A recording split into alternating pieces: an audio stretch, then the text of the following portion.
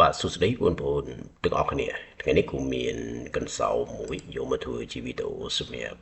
ចែករំលែកដល់បងប្អូនទាំងអស់គ្នាអញ្ចឹងកន្សោមរ៉ាឌីកាល់របស់គ្រូនៅពេលនេះគឺមានភាពងាយស្រួលទេប៉ុន្តែកូនសិស្សយើងភាគច្រើនគាត់ច្រើនតែផ្លាត់បាទគាត់តែផ្លាត់តែម្ដងបាទហើយយើងពិនិត្យមើលឬការ៉េ3ដក2ឬ3លើកជាការ៉េបូកជាមួយនឹងឬការ៉េ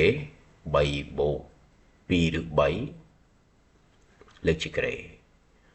កូនសិស្សយើងភាគច្រើនគាត់ឃើញថាចំនួនហ្នឹងវាលើកជាការ៉េនៅក្រោមឬការ៉េចឹងគាត់សម្រួល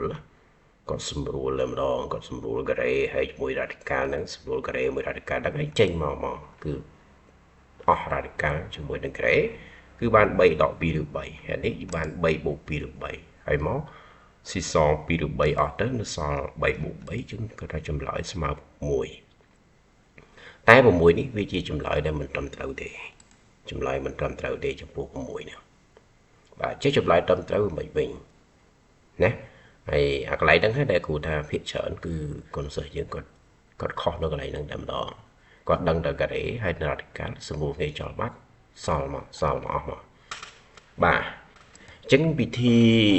នៃការធ្វើនោះគឺយើងត្រូវដឹងអំពីលក្ខណៈនៃការបញ្ចេញមួយចំនួនចេញពីឬដែលមានសន្ទុះគូអញ្ចឹងចំនួនពិតដែលលើកជាការ៉េនៅខាងក្រោមឬការ៉េពេលដែលបញ្ចេញមកគឺវាមានតម្លៃដែលខាតពីព្រោះអីបានតម្លៃដែលខាតគឺធ្វើដើម្បីឲ្យវាវិជ្ជមានចំនួនដែលចេញពីឬគូវាត្រូវតែវិជ្ជមានបាទវាត្រូវតែវិជ្ជមានអញ្ចឹងបានគេដាក់តម្លៃដែលខាតហើយឧទាហរណ៍ថាបើសិនជា x ស្មើដល់4អញ្ចឹងវាទៅជាដក4លើកជាការ៉េអញ្ចឹងពេលដែលចេញមកគឺតម្លៃដែលខាតនៃដក4ដែលវាស្មើ4អញ្ចឹងមកឃើញទេហើយបើយើងសម្រួលដល់ការ៉េជាមួយនឹងឬការ៉េចេញមកដក4វាខុសបាត់គឺចេញមកតម្លៃដែលខាតដក4បាទអាហ្នឹងបានត្រឹមត្រូវ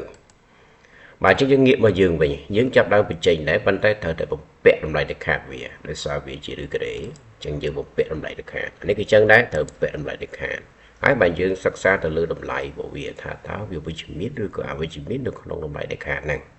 ដើម្បីធ្វើម៉េចឲ្យវាចេញចំនួនវិជ្ជមានតែម្ដងបាទអញ្ចឹង3ឬ2បើតម្លៃប្រហែលគឺប្រហែលជា 3.46 អញ្ចឹង 3.46 វាធំជាង3ហើយណាវាធំជាង3ហើយអញ្ចឹង2ឬ3ហើយនឹង3គឺ2ឬ3ធំជាងអញ្ចឹងបើចំនួនធំជាងហើយមើលសញ្ញាវាដកទៅកណ្ដាលណាចំនួនតូចដកចំនួនធំលទ្ធផលវានឹងចេញអវិជ្ជមានអញ្ចឹងនាំឲ្យ3ដក2ឬ3គឺអវិជ្ជមានអញ្ចឹងបើវាអវិជ្ជមានយើងត្រូវធ្វើវាទៅជាវិជ្ជមានណាយើងត្រូវកលាច់វាទៅយើងមានលក្ខណៈតម្លៃដែលខាតមួយគេថាបើសិនតម្លៃដែលខាត a ដក b ហើយតម្លៃដែលខាត b ដក a គឺស្មើគ្នាទេបាទស្មើគ្នាទេណាអញ្ចឹងគូកលាច់ដាក់2ឬ3នៅខាងមុខដូចថាវាធំជាង3អញ្ចឹង3មកក្រោយវិញមកអូខេអញ្ចឹងយើងបាន2ឬ3ដក3វិញព្រោះ2នេះវាស្មើគ្នាទេចឹងនៅពេលយើងដឹងថាវាវិជ្ជមានហើយលុបមកដែលខាត់មកចេញមកបានណាអានេះអត់អីទេផលបូកណាមិនបញ្ហាទេចំពោះផលបូកបានអញ្ចឹង2ឬ3ដក3គឺវាវិជ្ជមានទេណាសូមបញ្ជាក់ណាតម្លៃដែលខាតនៃ3ដក2ឬ3ហើយនឹងតម្លៃដែលខាតនៃ2ឬ3ដក3គឺលទ្ធផលស្មើគ្នាតែបើអត់តម្លៃដែលខាតអត់ស្មើគ្នាទេបាទអញ្ចឹងយើងបញ្ចេញមកតម្លៃដែលខាតa ស្មើ a នៅពេលដែល a ធំជាងឬស្មើ0នេះគឺជាលក្ខណៈរបស់តម្លៃដែលខាតអញ្ចឹងឥឡូវវាធំជាងឬស្មើ0ហើយអញ្ចឹងវាចេញមកបាន2ឬ3ដក3អានេះវាវិជ្ជមានដែរអញ្ចឹងចេញមកបាន2បូក2ឬ3អញ្ចឹងយើងស៊ីសង3អស់យើងនៅសល់2ឬ3បូក2ឬ3យើងបាន4ឬ3អញ្ចឹងចម្លើយរបស់វាគឺ4ឬ3មិនមែន6ដូចអ្វីដែលយើងគិតយ៉ាងលឿននោះទេ